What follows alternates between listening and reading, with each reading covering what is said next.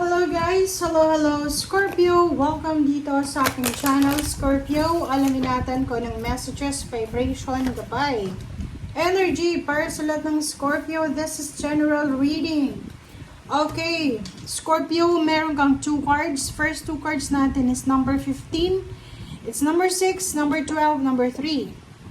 Meron ditong Scorpio na posibleng siya ay magkakaroon ng manliligaw na mayaman, or pwedeng lalaki ka, may liligawan ka pero mayaman siya. Sinasabi ng baraha dito na meron ding Scorpio na because of relationship, because of partnership, siya ay posibleng yumaman. Or posibleng meron ditong Scorpio na siya ay magkakaroon ng maraming pera. Okay? Comment down below. Or pwedeng makapag-asawa ng mayaman. So, Scorpio.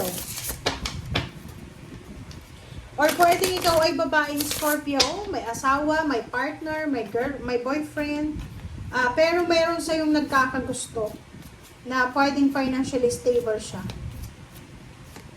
Okay, no. Sleep on it. Oh. So, sinasabi ng baraha sa'yo, wag daw. 'Di ba? So, parang halimbawa dyan, if may Scorpio dito na like kahit single ka, sinasabi ng baraha sa'yo, no, kung may manliligaw daw sa'yo mayaman or nag-offer sa'yo ng kasal and financially stable siya, no daw ang sagot mo. Muna, sleep on it, huwag mo munang gawin. Okay? Okay, diba? Okay, Scorpio.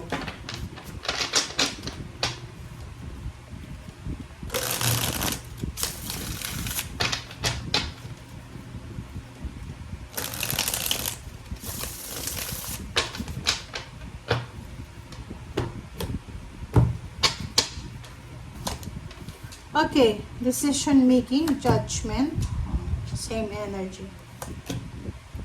Wow. Okay, Scorpio. Paki-comment sa comment section if you are resonated.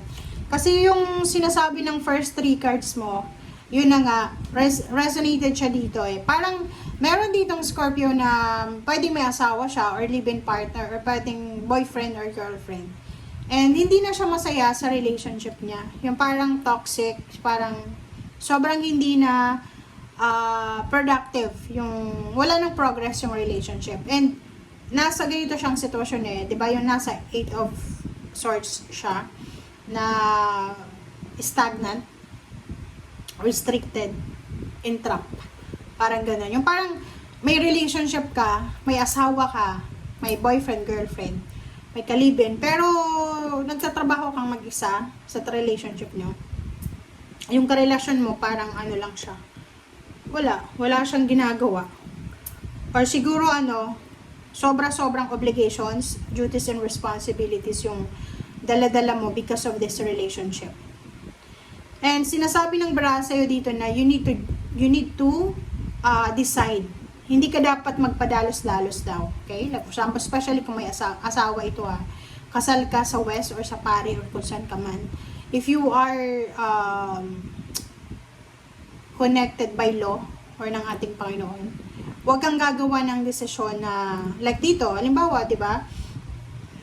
Kasi yung tao na parang ang tingin sa'yo ng karelasyon mo ay hindi ka worthy. Pero may mga tao dyan sa paligid mo na pwedeng ang tingin nila sa'yo isang regalo.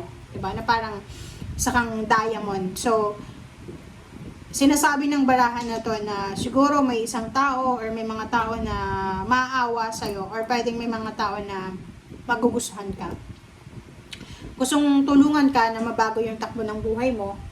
And sinasabi ng baraha sa'yo dito na you need to hang your decision. Huwag kang magpadalos-dalos, especially kung kasal ka ha, kasi pwedeng makulong ka because of bigamy or yung may mga third party, 'di ba? So, sinasabi ng baraha, dahan-dahan ka lang Scorpio sa mga actions, sa mga decision mo, 'di ba? Two of Pentacles, High Priestess, 'di ba?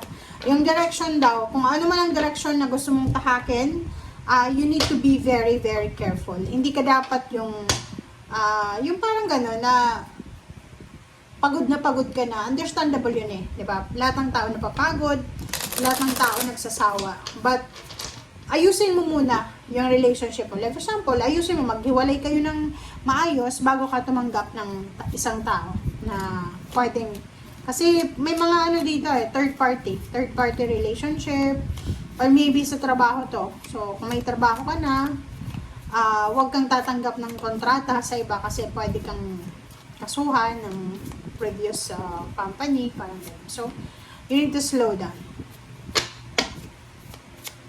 Okay, we need to check the judgment. Ano ba yung message sa judgment?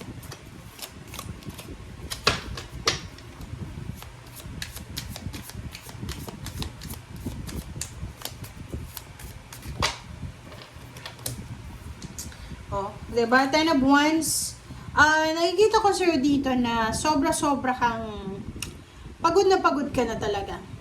Carrying several obligations, duties, and responsibilities. Parang gano'n na nga, financially, emotionally, burdened ka na talaga eh. Stress ka na talaga.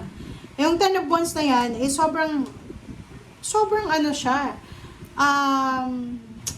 pagod na pagod. Pagod yung katawang lupa, pagod yung isip, pagod yung puso, 'di ba? So parang di ko alam kasi parang meron dito na Scorpio na sobra-sobra na siyang nagtitiis.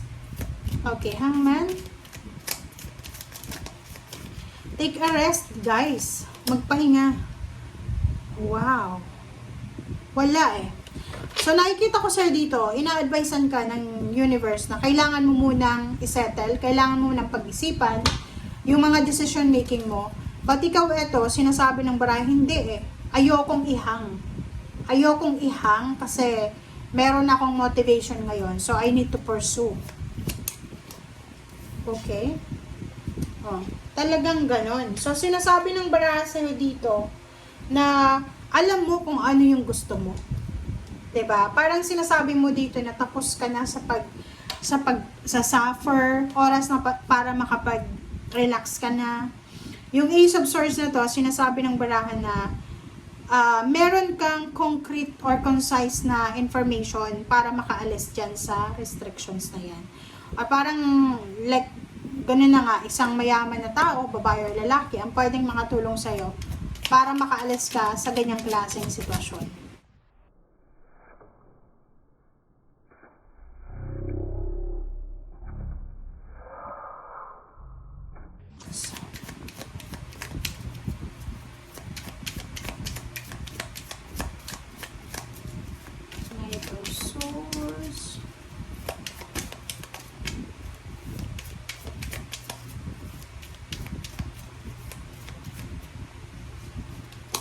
Okay.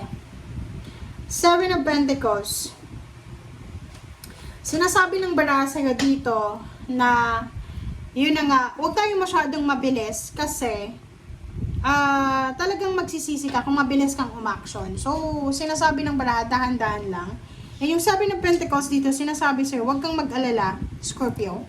Kasi lahat ng sacrifices mo, lahat ng mga nangyari, or lahat ng pagod, puyat, or anything na nilabas mo, ay ibabalik sa'yo ng universe. So, huwag kang mag-alala. Okay? Thank you guys for watching. Bye!